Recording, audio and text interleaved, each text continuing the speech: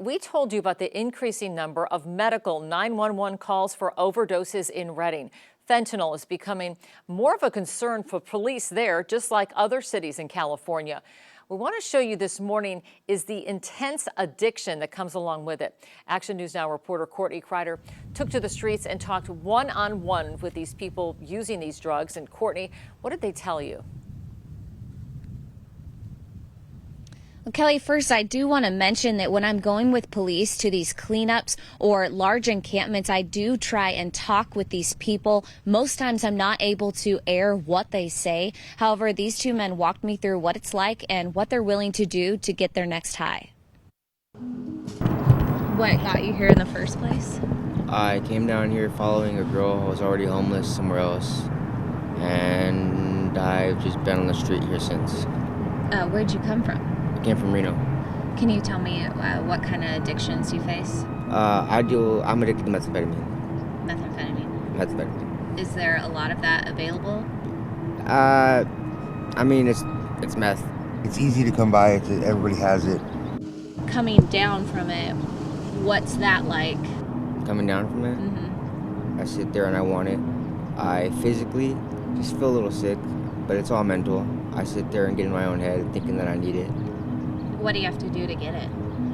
That varies from person to person. Me, I don't go out of my way to get it. If I'll walk around and ask someone if I can get some. There's people, people do whatever they got to do for it.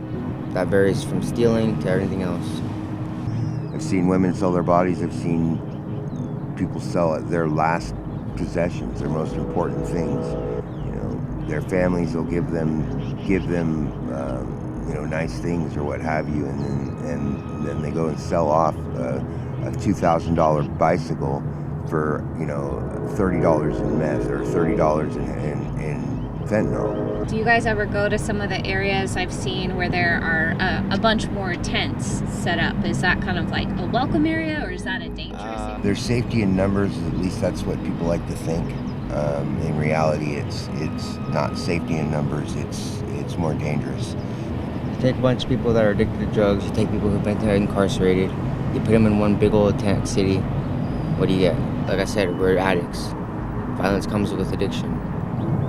And it could end any day I choose it to end, but at the end of the day, I'm an addict, and I know myself, I need help. The help's just not there.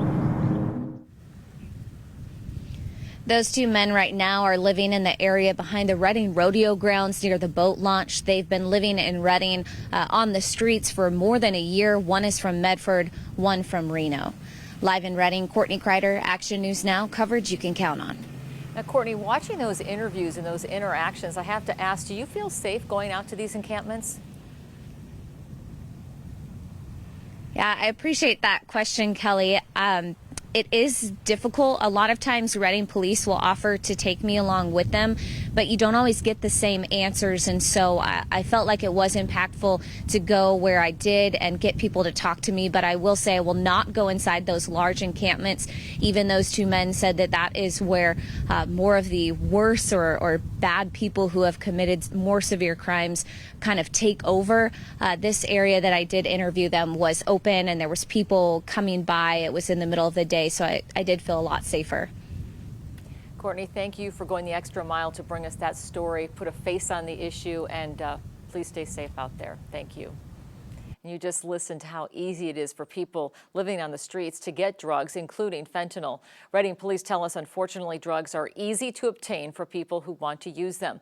However, they tell us they are not seeing fentanyl in the form of rainbow pills or candy in Redding or Shasta County.